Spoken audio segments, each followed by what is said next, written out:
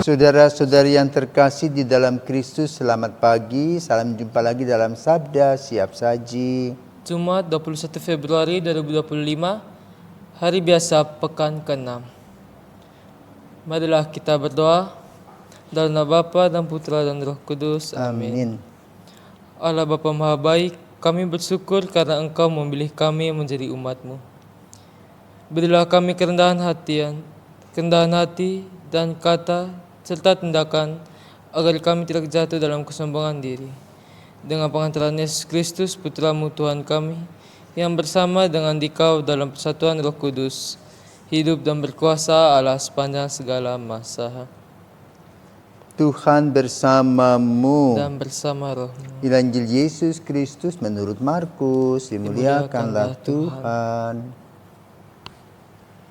Pada suatu ketika Yesus memanggil orang banyak dan murid-muridnya dan berkata kepada mereka, "Setiap orang yang mau mengikuti aku harus menyangkal diri, memikul salibnya dan mengikut aku.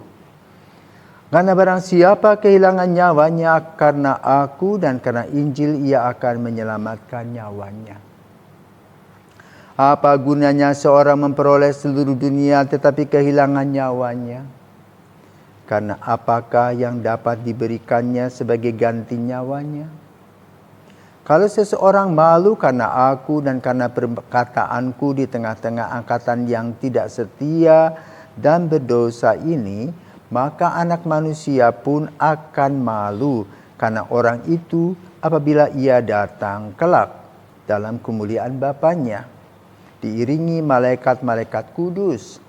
Kata Yesus lagi kepada mereka, "Aku berkata kepadamu, sungguh di antara orang yang hadir di sini ada yang tidak akan mati sebelum mereka melihat kerajaan Allah datang dengan kuasa."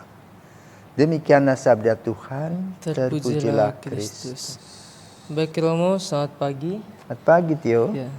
Injil pada hari ini seperti yang kita telah dengar mengisahkan Yesus yang memberikan syarat-syarat dalam mengikuti Dia. Syarat-syarat tersebut tuh ada menyangkal diri, memikul salibnya, kemudian mengikuti Yesus. Nah Romo, saya ingin bertanya, bagaimana cara kita sebagai umat Kristiani di zaman sekarang yang penuh dengan tantangan, terkhususnya dalam tantangan era globalisasi sekarang Romo.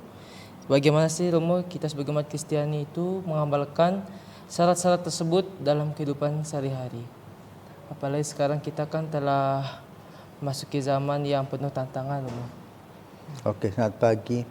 Apakah Tio pernah mendengar dalam minggu ini ada 1.000 orang ditahbiskan di Korea Selatan? Belum Romo. Belum ya? Ini kabar baru Pak. Ya. Itu loh, 1.000 imam baru. Nah, dari mana? Apakah ujuk-ujuk tiba-tiba begitu saja? Tidak. Mungkin kita kenal pahlawan gereja atau santo Kim Tae-gon. Itu adalah martir dari Korea Selatan. Waktu itu dia itu bersama dengan teman-temannya dipancung kepalanya. Jadi di sana ada tempat mengenang kembali mereka di perbukitan, dan ada tempat macam gilotin memotong kepala itu loh. Jadi kepala dimasuk taruh, langsung dipakai alat brem begitu, langsung kepala itu lompat masuk ke laut. Itu zaman Kim Tae-gon. Jadi kata-kata Yesus apa tadi? Apa gunanya? Setiap orang yang mau mengikuti aku harus menyangkal diri.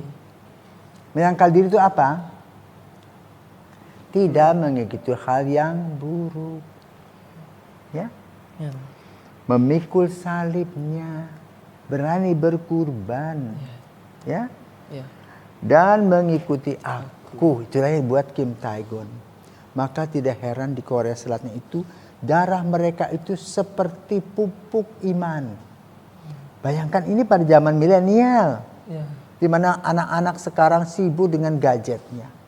Tapi 1.000 pemuda ditabiskan menjadi iman dan belum pernah ada pada zaman kita. Mungkin sebelumnya juga belum ada, tapi ribuan orang. Ya. Nah, konsepnya tadi satu. Anak-anak muda ini sudah boleh katakan hidup mapan. Ya.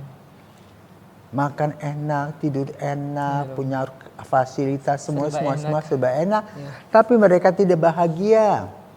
Maka kebahagiaan itu ada pada Yesus. Maka biarpun zaman berubah, manusia bisa tetap berhadapan dengan Tuhan. Bagaimana Tuhan mempunyai relasi yang dekat dengan seseorang, memanggilnya, dan orang yang dipanggil itu menanggapinya dengan segala konsekuensinya dan bisa menjadi imam. Ya? Maka jangan dikatakan jangan malu. Ya. Karena apa? Kalau kita malu memberitakan Yesus, Yesus juga akan malu nanti pada akhir zaman menganggap kita anaknya. Ya, ini berimbas. Ya. Ya, betul. Karena itu kita berbahagia walaupun zaman terus berganti. Mungkin di belahan dunia lain itu panggilan itu semakin kecil. Ya, betul. Tapi masih banyak orang-orang yang luar biasa yang mendengarkan sabda Tuhan lalu melaksanakannya di dalam kehidupan nyata sehari-hari. Semoga Tio juga yang masih berjuang ingin menjadi imam di hari depan, bisa mempunyai bekal yang kuat seperti para imam yang 1000 orang ini. Yang mengikuti pendahulu-pendahulunya berani berkurban, berani memikul salib, berani berkata tentang kebenaran dan bukan kepalsuan dengan segala konsekuensinya. Nah, itulah yang dituntut oleh Yesus kepada kita. Konsekuen. Punya komitmen, disiplin dan bertanggung jawab atas iman dan mengajak orang lain untuk terus berbagi kasih dalam kehidupan nyata sehari-hari, bukan hanya diomong saja.